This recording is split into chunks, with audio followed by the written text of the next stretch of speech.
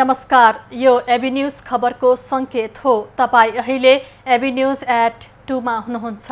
म एलिजा लामिछाने। प्रारम्भमा मूल खबर। अछामको विभिन्न स्थानमा पहिरो जाँदा 17 जनाको मृत्यु, 6 जना बेपत्ता, 11 जना घाइते। बाढीले कैलालीमा 500 भन्दा बढी घर डुबानमा। महाअभियोग सिफारिस समितिले आजै प्रतिवेदन संसद सचिवालयमा बुझाउने। जबरासँग पूरक प्रश्नको समेत जवाफ लिइयो। तत्पश्चात हामी सदस्यहरूले उहाँलाई आगामी निर्वाचनमा एमालेले हार्न नहुने अध्यक्ष ओलीको भनाई। देशलाई उकालो गतिमा लैजान एमालेले मात्रै सक्ने दाबी।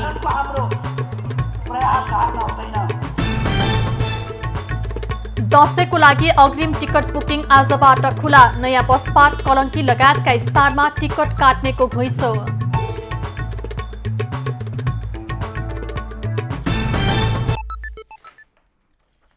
दर्शकवृन्द, आज राति 12 बजेबाट संसद अधिवेशन अन्त्य हुँदैछ र अहिले प्रतिनिधि सभाको अन्तिम बैठक जारी रहेको छ र अहिले बैठकमा विभिन्न दलका शीर्ष नेताहरूले सम्बोधन गर्दैछन् र अहिले नेकपा एमालेका अध्यक्ष केपी ओलीले बैठकलाई सम्बोधन गरिरहेका छन्। अब लागौं सोही कार्यक्रमको प्रत्यक्ष प्रसारणको लागि संसद भवन नयाँ बानेश्वरतर्फ।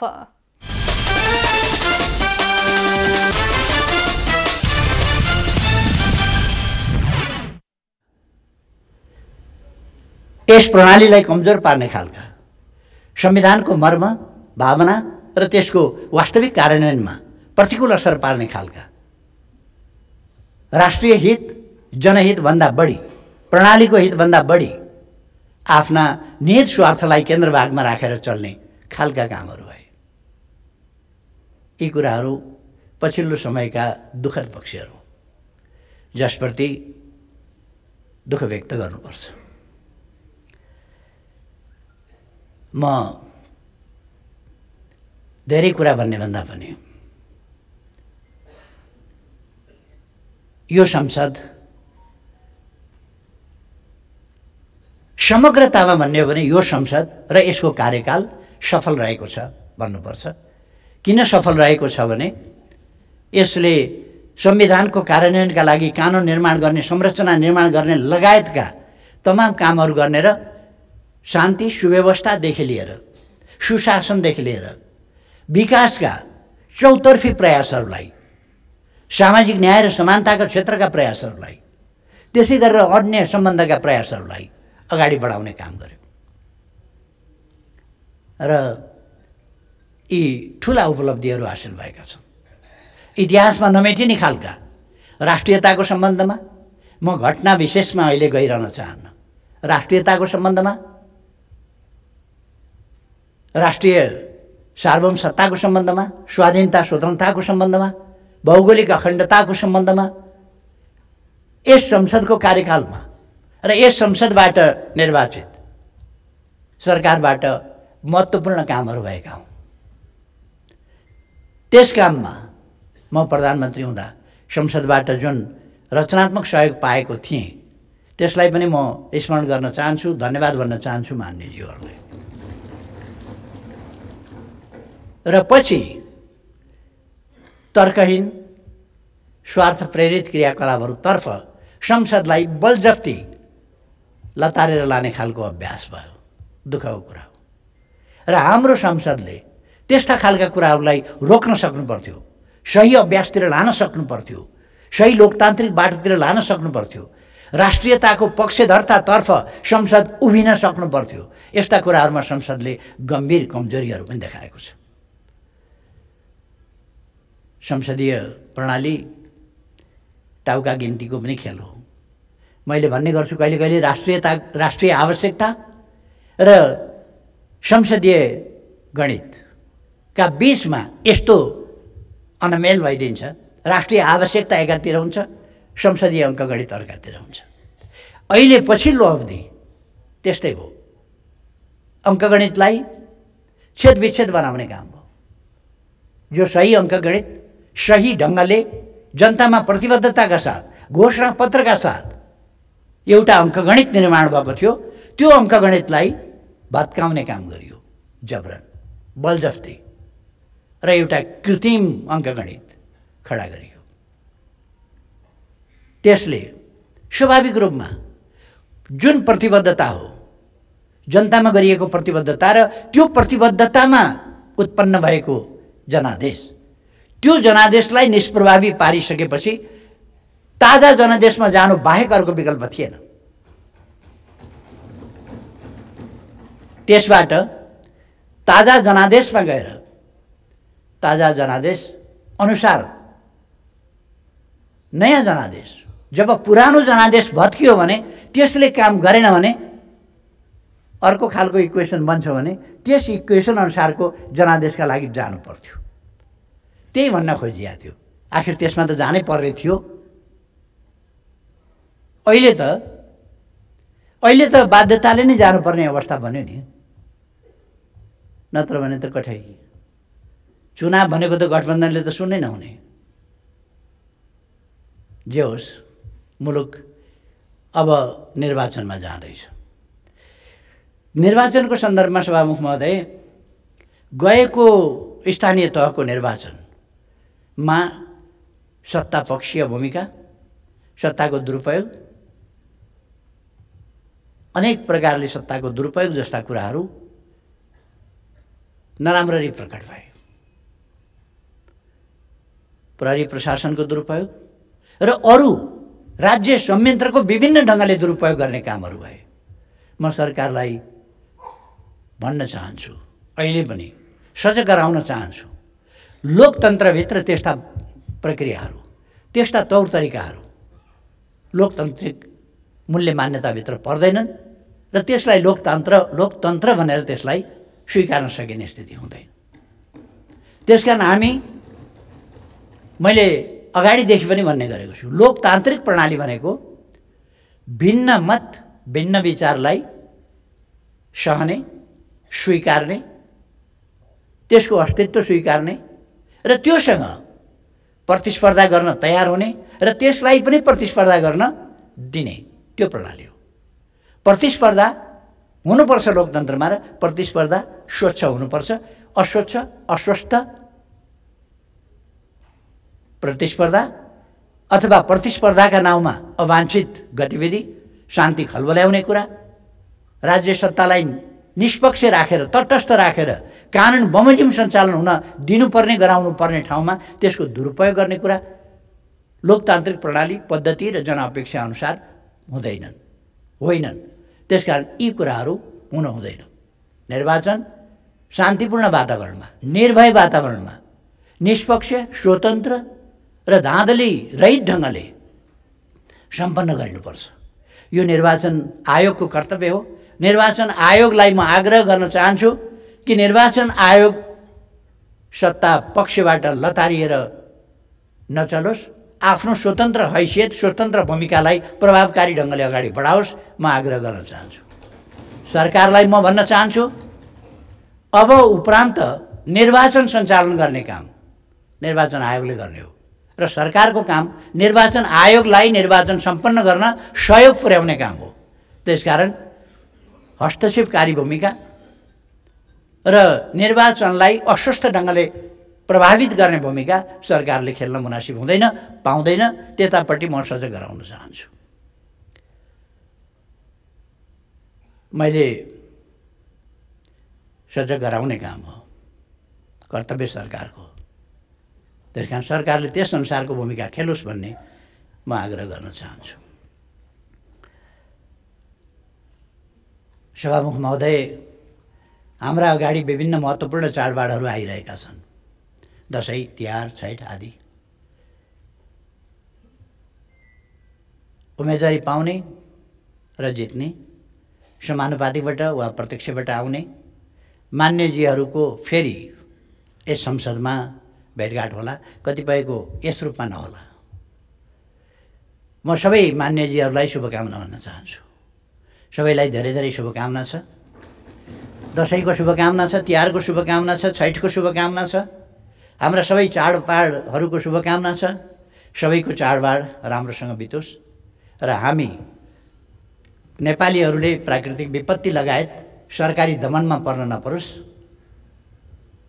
कसैले पनि अहिले सरकारी दमन चर्को रूपमा भइरहेको छ र सरकार बल भएपछि जे गरे पनि हुन्छ भन्ने यो अलोकतान्त्रिक मूल्य मान्यतामा चलिरहेको देखिन्छ। यतापट्टि सरकारलाई म फेरि एकपल्ट सजग गराउन चाहन्छु। संविधान जारी भएको 7 वर्ष पुरा भयो। यी 7 वर्षमा हामीले निर्वाचन गरायौँ, स्थानीय तहको निर्वाचन, प्रदेश र संसदको निर्वाचन, तत्सम्बन्धी अन्य सङ्घीय लोकतान्त्रिक गणतन्त्र। यस प्रणालीलाई मजबुत बनाउने, यसलाई कार्यान्वयनमा लाने र यसलाई प्रभावकारी व्यवस्थाको रूपमा, प्रणालीको रूपमा अगाडि बढाउने सन्दर्भमा हामीले के कस्ता काम गर्यौँ मैले अघि संक्षिप्तमा भने। यति बेला म ती कुराहरूलाई सविस्तार व्याख्या गर्ने भन्दा छोटकरीमा मात्रै मैले राखेँ केही कुरा। अब सबै मान्यजीहरूमा सुस्वास्थ्यको कामनाका साथ सभामुख महोदयले मलाई समय दिनुभएकोमा धन्यवाद साथ आफ्नो भनाइ टुङ्ग्याउँछु। धन्यवाद।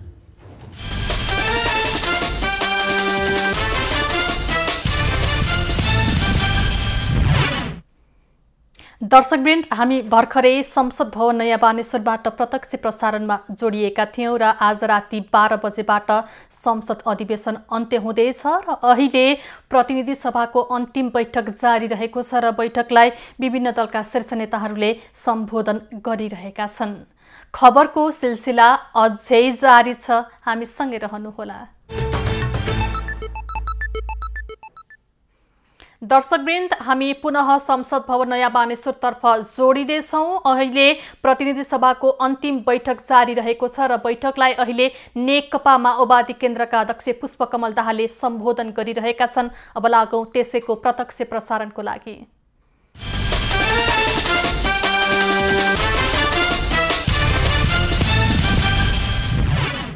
सत्य हो भने संविधान सभाबाट संविधान हामीले घोषणा गरिसकेपछि पहिलो निर्वाचन, त्यसबाट अपेक्षित थियो कि हामी देशमा राजनीतिक स्थायित्व, विकास र समृद्धिको यात्रातिर सफलतापूर्वक जानेछौँ भन्ने अपेक्षा र विश्वास गरिएको थियो। तर त्यस्तो हुन सकेन। हामीले ऐतिहासिक संविधान सभाबाट संविधान घोषणा भएपछि 5 वर्षसम्म अविच्छिन्न रूपले सदन सुचारू हुनेछ। संविधानले निर्देशित गरे अनुसार नै हामी स्थायित्व र समृद्धिको यात्रामा अगाडि बढ्नेछौँ भन्ने अपेक्षा गरिएको थियो।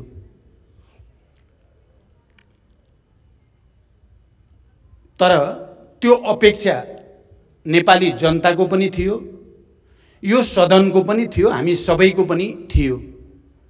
तर दुर्भाग्य त्यस्तो हुन सकेन। 3 वर्ष पुग्दा नपुग्दै संविधानको मर्म र भावना अनुसार सरकार अगाडि जान सकेन। मलाई अलिकति अनौठो पनि, अलिअलि आश्चर्य पनि लाग्यो। अहिले प्रमुख प्रतिपक्ष दलको नेताले प्रतिगमनको व्याख्या गर्नुभयो, लोकतन्त्रको व्याख्या गर्नुभयो। यो के, जसले जे भने पनि हुने रहेछ कि क्या हो भने जस्तो पनि लाग्यो मलाई। संविधानमा हुँदै नभएको अधिकार सदनभित्रबाट अर्को सरकार बन्ने सम्भावना भएसम्म सदन विघटन गर्न पाइँदैन भनेर हामी सबैले सचेत रूपले संविधानमा व्यवस्था गरेको होइन। अनि सरकार बनाउने अर्को सम्भावना हुँदाहुँदै संविधानको मर्म, भावना, लोकतन्त्रको मान्यता विपरीत सरकारको नेतृत्व गर्ने दलभित्र बैठक बस्दा बस्दै त्यसबारे चर्चा पनि नगरिकन हठात संविधानको भावना विपरीत प्रतिनिधि सभा विघटन गर्ने काम प्रतिगमन नभएर के हो? अनि उहाँले कता कता तुलना गरिदिनु भयो। फेरि अहिले निर्वाचन गरेको पनि त्यसो भए प्रतिगमन हो त? यो तुलना गर्नेको पनि एउटा हद हुन्छ नि। यो हामी यहाँ सबै बसेका केही नै नबुझ्ने छन् भन्ठान्नु भए हो कि प्रतिपक्षी दलको नेताले, अथवा नेपाली जनता केही जान्दैनन्, यी भेडै छन् भन्ठान्नु भए हो कि होइन भने अहिले संविधानद्वारा निर्देशित भाव अनुसार नै, प्रक्रिया अनुसार नै हामी स्थानीय तहको निर्वाचन सम्पन्न गरेर अब प्रदेश र सङ्घको निर्वाचनतिर जाँदैछौँ। निर्वाचन घोषणा गर्नेलाई हामीले कहिले प्रतिगमन भन्यौँ? प्रतिपक्षी दलको नेतालाई मेरो प्रश्न। हामीले प्रतिगमन त्यसलाई कहिल्यै भनेको होइन। हामीले प्रतिगमन भनेको संविधान मिचेर हुँदै नभएको अधिकार प्रयोग गर्न नदिएको अधिकार प्रयोग किन गरियो? त्यो निर्वाचन गर्नको लागि होइन, देशलाई एउटा अर्को अँध्यारोतिर, अराजकतातिर लाने खतरा पैदा भयो। सिङ्गै राष्ट्र जुरुमुराउनु पर्ने अवस्था त्यसै कारण पैदा भएको हो। तर प्रमुख प्रतिपक्षी दलको नेताले यो कुरालाई अहिलेको निर्वाचनको घोषणासँग तुलना गरेर म त प्रतिगमन भन्दिनँ भन्नुभयो। अर्को मलाई आश्चर्य के छ भने हामीसँग त बहुमत थियो, अत्यधिक बहुमत थियो। त्यसको बारेमा, सरकारको बारेमा, सरकारको नेतृत्व गर्ने पार्टीभित्र छलफल चलिरहेकै थियो। लोकतन्त्रको अभ्यास गर्ने प्रक्रिया अगाडि बढिरहेकै थियो। केले उत्प्रेरित गर्यो त्यति बेलाको सरकारलाई संसद विघटन गर्न? मैले अरू सन्दर्भमा पनि भनेको छु। उहाँले लजिक, प्रतिपक्षी दलको नेताले गरेको लजिक के हो भने मलाई पार्टीभित्र कामै गर्न दिइएन। यो अहिले गरेका तर्क उहाँका रियल तर्क होइन, यी बनावटी तर्क हुन्। रियल तर्क के हो भने मलाई पार्टीभित्र काम गर्ने वातावरण दिइएन। मेरो तर्क के छ भने पार्टीभित्र विवाद हुन्छन्, मतभेद हुन्छन्, अन्तर्विरोधहरू हुन्छन्। पार्टीभित्रका विवाद, मतभेद, अन्तर्विरोधहरू हल गर्ने आफ्नै वैधानिक व्यवस्थाहरू छन्, मान्यताहरू छन्। त्यहाँभित्रको अन्तर्विरोध र विवादलाई ल्याएर यो सार्वभौम संस्था, जनताद्वारा निर्वाचित सार्वभौम संस्था, लोकतन्त्रको अभ्यासको मुख्य थलो, त्यसमाथि प्रहार गर्ने अधिकार उहाँलाई कसले दियो?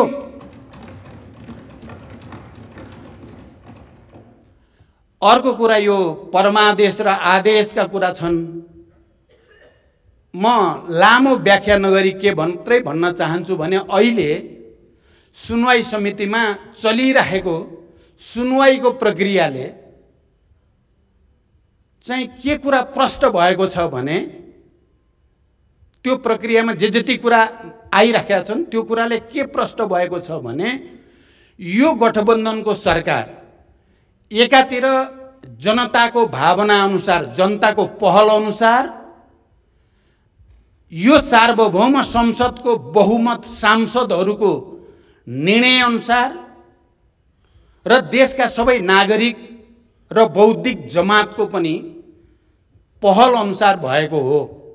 र परमादेश अथवा अदालतको आदेश, त्यो सुनवाई समितिमा चलेको बहसको निचोड मैले के बुझेँ भने सडकमा जनता पनि लाखौं आएर घेरा हाले। पूर्व प्रधान न्यायाधीशदेखि बुद्धिजीवी, नागरिक आन्दोलन सबैले पनि दबाब दिए अनि पार्लियामेन्ट भित्रको बहुमतले पनि यो स्वीकार्य छैन भनेपछि र स्वयं संवैधानिक इजलासको बहुमतले पनि यो गलत हुन्छ विघटन भनेपछि आदेश जारी गरेको भनेर खुलेआम आएको छैन र अहिले के यो कुराले त्यो तथ्यलाई प्रमाणित गरेको छैन? बरु अदालतलाई गलत ढङ्गले प्रभावमा पार्ने काम त अघिल्लो सरकार र त्यसको नेतृत्वले गरेको रहेछ भन्ने पो पुष्टि भएको छ। अनि उहाँलाई परमादेश भनेर नकारात्मक टिप्पणी गर्ने चाहिँ अधिकार कहाँबाट प्राप्त भयो मैले यो पनि बुझेको छैन। त्यसकारण देशलाई एउटा ठुलो संवैधानिक दुर्घटनाबाट बचाउनको निम्ति हामीले संविधान, लोकतन्त्र र राष्ट्रको पनि रक्षा गर्ने उद्देश्यको साथ उहाँले चालेका त्यति बेलाको सरकार र त्यति बेलाको प्रधानमन्त्रीले चालेका असंवैधानिक कदमलाई करेक्सन गर्ने उद्देश्यका साथ यो गठबन्धन बनेको र गठबन्धनपछि एकातिर देशमा कोभिड-19 का कारण जो वातावरण थियो, भ्याक्सिनको व्यवस्था गर्नेदेखि त्यसको उपचार, नियन्त्रण र त्यसको लागि तयारी गर्ने काममा, अन्य आवश्यक विधेयकहरू निर्माण गर्ने कुरामा र अनि निर्वाचन प्रक्रियालाई अगाडि बढाउने कुरामा नै यो केन्द्रित रह्यो र यसले मूलभूत रूपमा सफलता प्राप्त गरेको छ। यो कुरा आम नेपाली जनताले थाहा पाइसकेका छन्। हाम्रो प्रतिपक्ष दलको नेताले भन्नुभयो 4 गते थाहा हुन्छ को के रहेछ भन्ने कुरा। म विनम्रतापूर्वक उहाँलाई स्मरण गराउन चाहन्छु, राष्ट्रिय सभाको निर्वाचनले सन्देश दिएको होइन र, अनि बारको चुनावले सन्देश दिएको होइन र, अनि पत्रकार महासंघको चुनावले सन्देश दिएको होइन र, अरु त्यो पनि छोडिदिउँ, अस्ति भर्खरै स्थानीय तहको देशव्यापी निर्वाचनले सन्देश दिएको होइन र। तपाई अझै पनि मलाई त लागेको थियो यो पटक प्रतिपक्षी दलको नेताले त अब यहाँसम्म आउँदा त अलि विनम्रतापूर्वक मैले अलि नगर्ने काम त्यो विघटन दुधी पटक गरेर बेकार यो स्थायित्व र विकासलाई मैले अवरोध गरेछु, स्थायित्वलाई अलिकति अस्थिरतामा लगेछु भन्नु होला। त्यसपछि एउटा राम्रो वातावरण बन्ला भन्ने सोचेर आएको त उहाँ त अझै पनि फेरि उही अहंकार। ठिकै छ, 4 गते हेर्ने, तपाईले नि हेर्नुहुन्छ, हामी पनि हेर्छौं। 4 गते जनताको फैसला हामी सबैले स्वीकार्छौं भनेकै छौं। जनताको फैसला स्वीकार गर्ने नै हो। अर्को कुरा उहाँले त्यो पनि चाहिँ म त्यति बेला त उहाँ जति बेला प्रतिपक्षी दलको नेता त्यति बेला प्रधानमन्त्री हुनुहुन्थ्यो, म पनि पार्टीको अध्यक्ष नै थिएँ। फेरि अब यसलाई के भन्ने, नागरिकता विधेयकको कुरा राज्य व्यवस्था समितिमा नागरिकता सम्बन्धी विषयमा लामो छलफल गरेर बहुमतद्वारा एउटा निर्णय भयो। त्यो राज्य व्यवस्था समितिको सभापति अहिले मान्य भूमि व्यवस्था मन्त्री हुनुहुन्छ, म अध्यक्ष, उहाँ प्रधानमन्त्री। 6 महिनासम्म लगातार पटक पटक हामीले बैठक गरेका छौं।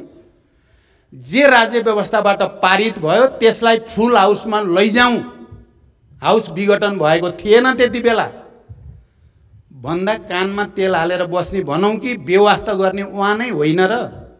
तपाईले अहिले दुनियाँको अगाडि कसरी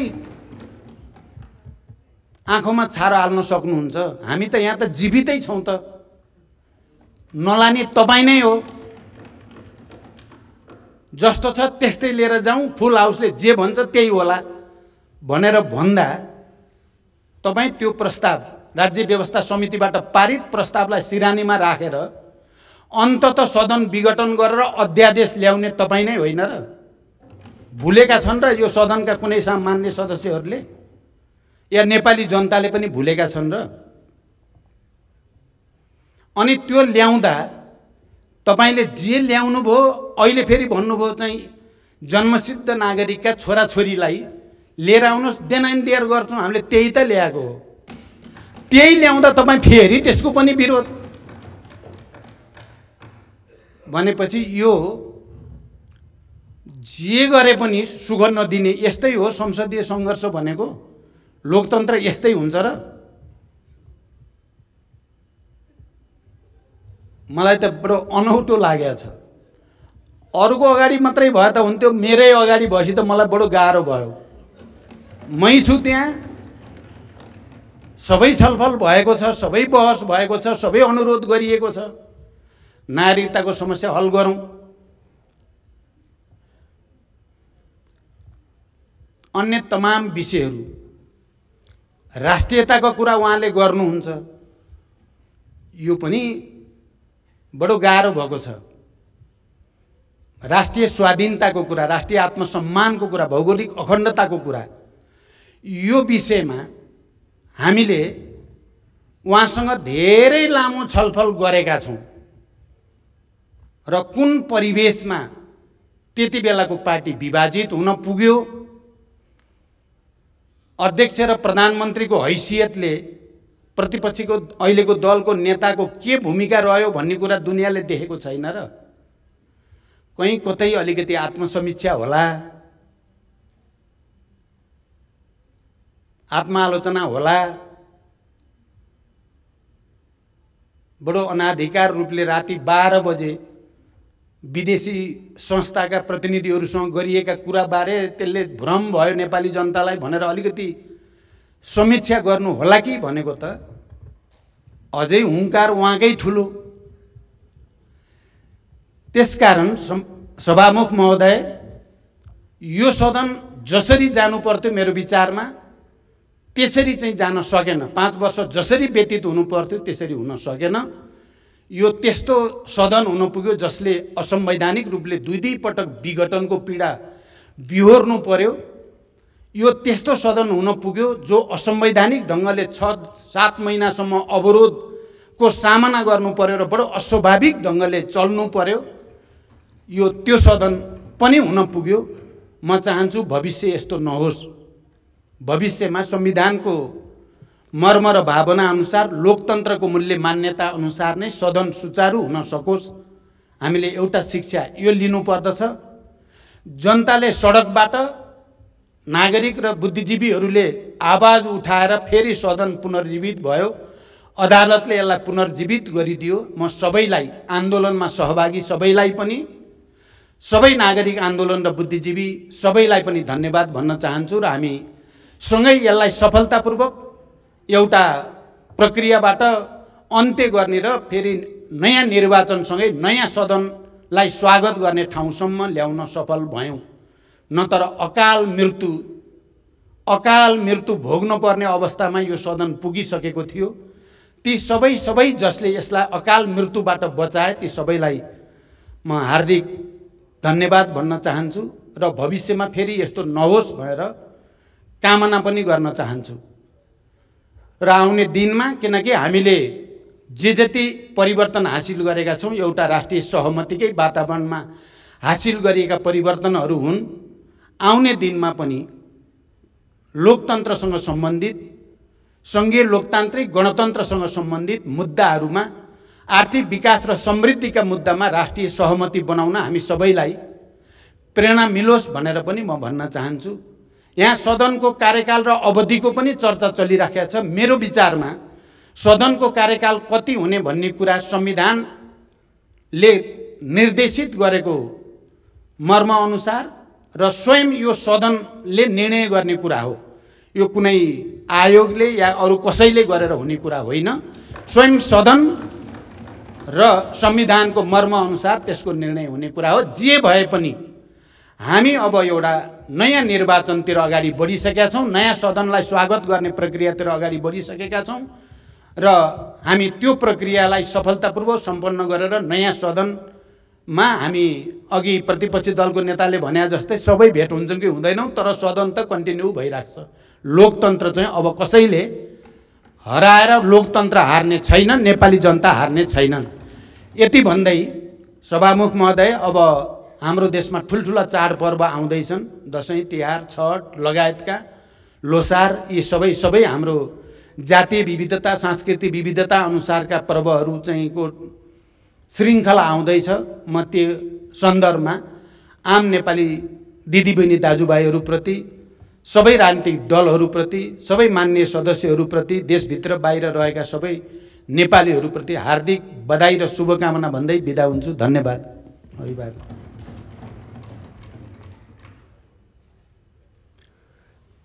माननीय श्री झलनाथ खनाल।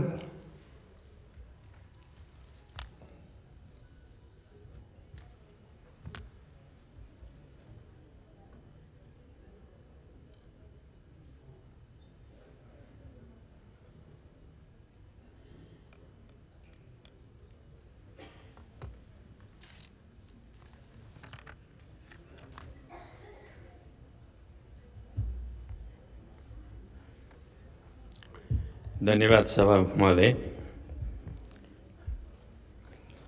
सभामुख महोदय, हामीले 62-63 को जनक्रान्ति सम्पन्न गरेपछि 10 वर्ष लगाएर हामीले वर्तमान संविधान निर्माण गर्यौं र त्यो संविधान निर्माण गरिसकेपछि पहिलो निर्वाचन 3टै तहको हामीले बडो शानदार ढङ्गले सम्पन्न गर्यौं र त्यसपछि हामीले यो सदनको 5 वर्षको आयु जो संविधानको धारा अनुरूपको आयु हामीले पार गर्दैछौं। यो अन्तिम बैठकमा हामी समावेश भइरहेका छौं। यही बेला देशका विभिन्न भागहरूमा बाढी पहिरोले धेरै धनजनको क्षति भइरहेको छ। योभन्दा अगाडि कोभिडले हजारौं मानिसहरूको निधन भएको छ। त्यसले देशलाई एउटा गहिरो चोट लगाएर गएको छ र साथसाथै अहिले जुन ढङ्गले यो दैवी प्रकोप हाम्रो सामु देखा परिरहेको छ, त्यो क्रममा निधन हुनुभएका सबै दाजुभाइ दिदीबहिनीहरूप्रति म हार्दिक श्रद्धाञ्जली व्यक्त गर्न चाहन्छु।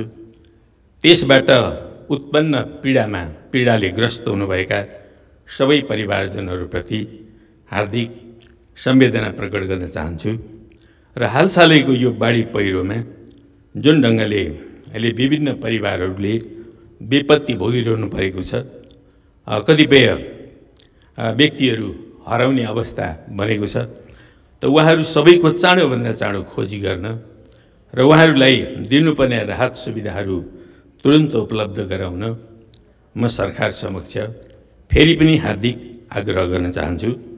प्रधानमन्त्रीज्यूले अघि आफ्नो प्रतिबद्धता व्यक्त पनि गरिसक्नु भएको छ। त्यसलाई साँच्चै नै चाँडोभन्दा चाँडो कार्यान्वयन गर्ने कुराहरूमा सिङ्गो सरखास लागोस् भनेर म हार्दिक आग्रह गर्न चाहन्छु।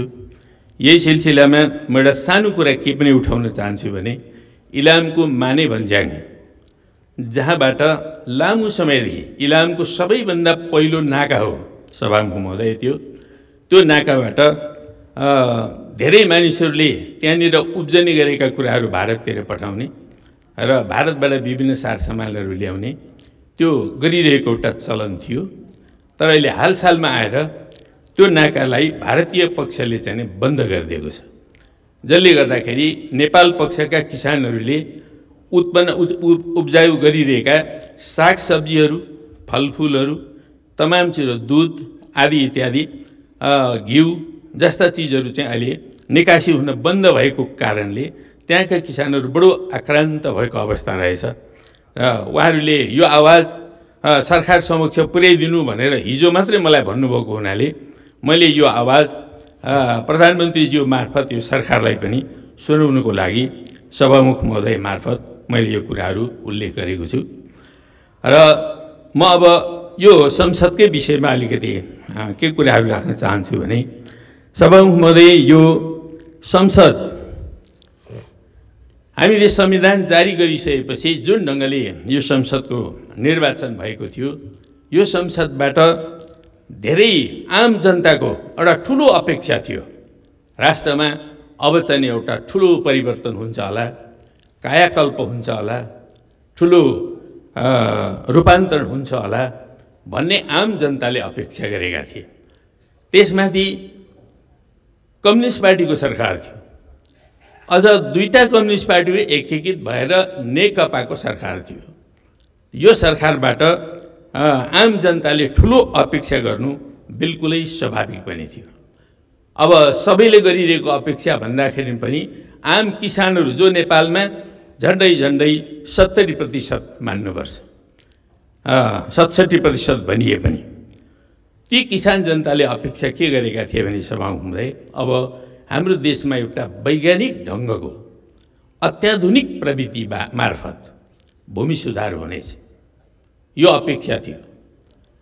2012 सालदेखि बसेका कैयौँ बस्तीहरूको अहिलेसम्म लाल पूर्जा छैन सभामुख महोदय, धेरै ठाउँहरूमा। त्यो कारणले भूमि सुधार हुनेछ भन्ने आशा अपेक्षा ठुलो थियो। तर सरकार 2/3 बहुमतको छ, तर त्यो सरकारले भूमि सुधारको भ पनि उच्चारण गरेन। पहिलो वर्ष बिर्सियो होला भन्ने लाग्यो, दोस्रो वर्ष सम्झिन्छ कि भनियो, सम्झेन। तेस्रो वर्ष सम्झिन्छ कि भनियो, सम्झेन। चौथो वर्ष पनि सम्झेन। अनि यो सरकार भूमि सुधारको पक्षमै रहेनछ भनेर जनता आफै निराश हुनुपर्ने स्थिति बन्यो। सभामुख महोदय, त्यसै गरी हाम्रो देश त अहिले पनि कृषि प्रधान देश छ। अधिकांश जनता कृषिमै आधारित छन्। अनि आम जनताले चाहिरहेको कुरा के थियो भने यो कृषि प्रधान देश भएको हुनाले हाम्रो देशमा क्रान्ति गर्ने, रूपान्तरण गर्ने, कायाकल्प गर्ने हो भने त सबभन्दा पहिलो काम त कृषि क्रान्ति गर्नुपर्छ।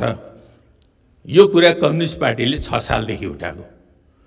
अब कम्युनिस्ट पार्टीको 2/3 बहुमत भइसकेपछि यो एजेन्डा त नम्बर 1 मै हुन्छ भन्ने सबैको अपेक्षा थियो। तर त्यसमा पनि 4 वर्ष पर्खियो। कृषि क्रान्तिको त क पनि उच्चारण भएन। कृषि क्रान्ति भनिरहँदा हामी कृषिलाई आधुनिकीकरण गर्ने, यान्त्रिकीकरण गर्ने, सामूहिकीकरण गर्ने, औद्योगिकीकरण गर्ने यी कुराहरू ठान्छौँ। कृषि क्रान्ति भनिरहँदा सम्पूर्ण किसानहरूलाई मलको ग्यारेन्टी, प्राविधिक सेवाको ग्यारेन्टी, वित्तीय सेवाको ग्यारेन्टी, हैन, आधुनिक अनुसन्धान सेवाको ग्यारेन्टी आदि कुराहरू हामी सम्झने गर्छौँ। यी त कुनै पनि कुराहरू भएन। कृषि क्रान्ति भनिरहँदाखेरि कृषकहरूले जे जति कुराहरू उत्पादन गर्छन् त्यो उत्पादनको कम्तीमा पनि राज्यले न्यूनतम समर्थन मूल्य दिन्छ र त्यो समर्थन मूल्यको आधारमा हाम्रा माल सामानहरू, हामीले उत्पादन गरेका चिजहरूको लागि सरकारले बजार उपलब्ध गराउँछ। यो कुरा आम किसानले अपेक्षा गरेका हुन्छन्, अहिले पनि गरिरहेका हुन्छन्। तर यी कुनै पनि कुराहरू कृषि क्रान्तिको सन्दर्भमा यी कुराहरू अगाडि बढ्न सकेनन्। त्यसकारणले देशभरिका 70% जनता त्यति बेलाको सरकारप्रति क्रुद्ध भएछन् सभामुख महोदय। अहिले पनि त्यो क्रोध घटेकै छैन। अब के भनेर उहाँहरू निर्वाचनमा जानुहुन्छ मलाई बडा अनौठो लागिरहेको छ। के भनेर जाने, के गर्छौँ भनेर जाने? 4 वर्ष सरकारमा बस्दाखेरि किसानका कुनै समस्या अगाडि ल्याउँदैन ल्याउने, अनि फेरि पनि 2/3 चाहिँ ल्याउँछौँ भनिरहने। 2/3 के को आउँछ? 2-3 जना आउने भनेको हो कि साँच्चै नै 2/3 आउँछ? यो बडो अनौठो कुरा छ। त्यसरी नै सभामुख महोदय, 2/3 बहुमतको सरकार बनेपछि देशभरिका जनताले के आशा गरेका थिए भने अब हाम्रो देशमा एउटा राष्ट्रिय औद्योगिकरणको लहर चल्छ। हामी लामो समयसम्म सामन्तवादलाई पार गरेर आयौँ। यो छरिएको उत्पादन व्यवस्था जुन छ सामन्तवादको कालमा, अब यी सङ्गठित हुनेछन्, राष्ट्रिय पुँजीको निर्माण हुनेछ र राष्ट्रिय उद्योग धन्दाहरूको विकास हुनेछ र राष्ट्रिय उद्योग धन्दाको सञ्जाल निर्माण हुनेछ। यो अपेक्षा आम जनतामा थियो। हाम्रो देशमा राष्ट्रिय उद्योग धन्दा भन्दा हामी के बुझ्छौँ? सभामुख महोदय, हामी सामान्यतः के बुझ्छौँ होला भन्ने मलाई लाग्छ भन्दाखेरि हाम्रो देश कृषि प्रधान देश हो। कृषिमा आधारित थुप्रै उद्योगहरू हामी निर्माण गर्न सक्छौँ। यी हाम्रा राष्ट्रिय उद्योगहरू हुन्। हाम्रो देशमा ठुलो मात्रामा वन जङ्गल छ। वनमाथि आधारित उद्योगहरू हाम्रा राष्ट्रिय उद्योगहरू हुन्। हामीसँग 6000 नदीनालाहरू छन्। त्यो 6000 नदीनालामाथि आधारित पानी उद्योगहरू, जलविद्युत लगायतका पानी उद्योगहरू हाम्रा राष्ट्रिय उद्योगहरू हुन्। त्यसरी नै हाम्रो देश जडीबुटीको निम्ति संसार प्रसिद्ध छ। जडीबुटी जन्य उद्योगहरू हाम्रा राष्ट्रिय उद्योगहरू हुन्। त्यसरी नै पर्यटनमा हाम्रो देश संसारकै सुन्दरतम देश मध्येमा छ। पर्यटन उद्योगहरू हाम्रा राष्ट्रिय उद्योगहरू हुन सक्छन्। यी उद्योगहरू बनाउने कुराहरूमा सरकारले श्रृङ्खलाबद्ध काम गर्ला भन्ने जुन अपेक्षा थियो, त्यो अपेक्षा अहिले पनि अपेक्षा नै रह्यो। 5 वर्ष पुग्दा पनि कस्तो दुःखद कुरा। यत्र विराट सम्भावना हुँदाहुँदै पनि म यसो कहिलेकाहीँ सम्झन्छु सभामुख महोदय, राजा महेन्द्र राय तिनी पक्का पक्की तानाशाह पक्का पक्की।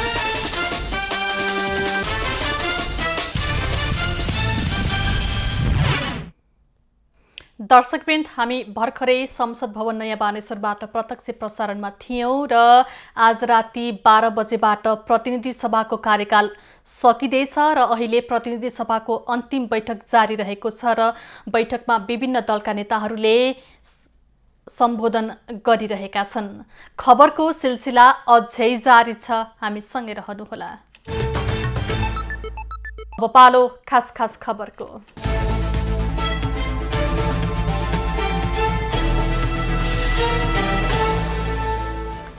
शुक्रबारदेखि लगातारको वर्षाको कारण कञ्चनपुरको बनहरा शिविर डुबानमा परेको छ। यहाँको पूर्व पश्चिम राजमार्गको बनहरा पुल छेउमा टहरा बनाएर बसेको बस्ती आज बिहानैदेखि डुबानमा परेपछि सशस्त्र र नेपाल प्रहरीको टोली उद्धारमा खटिएका छन्। शुक्लाफाटा नगरपालिका 11मा पर्ने उक्त शिविरका 30 भन्दा बढी घर डुबानमा परेकाले त्यहाँ रहेका महिला बालबालिका सहित 50लाई सशस्त्र प्रहरीको टोलीले सुरक्षित स्थानमा सारेको छ। रवि लामिछाने नेतृत्वको राष्ट्रिय स्वतन्त्र पार्टी चुनाव मार्फत समानुपातिक उम्मेद्वारहरू चयन गर्दैछ। पार्टीले एप मार्फत गरिने खुला प्रारम्भिक निर्वाचनबाट संघीय समानुपातिकको बन्द सूची तयार गर्ने जनाएको छ। पार्टी सभापति लामिछानेले इतिहासमा पहिलो पटक कुनै पनि दलले डिजिटल डेमोक्रेसीको अभ्यास गर्दै प्रारम्भिक निर्वाचन गर्न लागेको जानकारी दिएका हुन्। पोखरा महानगरपालिकामा डेंगू विरुद्धको सचेतना अभियान शुभारम्भ गरिएको छ। महानगरको स्वास्थ्य महाशाखाको नेतृत्वमा डेंगू रोग रोकथामको लागि लामखुट्टेको वासस्थान खोजी तथा नष्ट गर्ने अभियान सुरु गरिएको हो। सो अभियानको शुभारम्भ गर्दै पोखरा महानगरपालिकाका प्रमुख धनराज आचार्यले यसको रोकथामको लागि नागरिक सचेतना आवश्यक रहेको बताए। लामखुट्टेको सम्भावित वासस्थानको पहिचान गरी नष्ट गर्ने अभियानमा साथ दिन उनले आम सरोकारवालालाई आह्वान समेत गरे।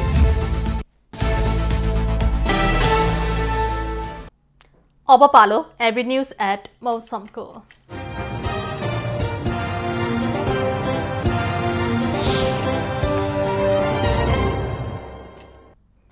हाल प्रदेश 1, मध्य प्रदेश, कर्णाली र सुदूरपश्चिम प्रदेशमा सामान्यदेखि पूर्ण बदली रही बाँकी प्रदेशमा आंशिकदेखि सामान्यता बदली रहेको छ। आज बागमती र लुम्बिनी प्रदेशका थोरै स्थानमा मेघगर्जन सहित हल्कादेखि मध्यम वर्षा भइरहेको छ। काठमाडौँ उपत्यकाको आजको अधिकतम तापक्रम 27 डिग्री सेल्सियस र न्यूनतम तापक्रम 19 डिग्री सेल्सियस बीच रहने अनुमान गरिएको छ। आज सूर्योदय बिहान 5:50 भयो भने सूर्यास्त साँझ 6:07 हुनेछ। आज देशभरको मौसम कस्तो रहला त हेरौं देशका विभिन्न स्थानको अनुमानित मौसमी अवस्था।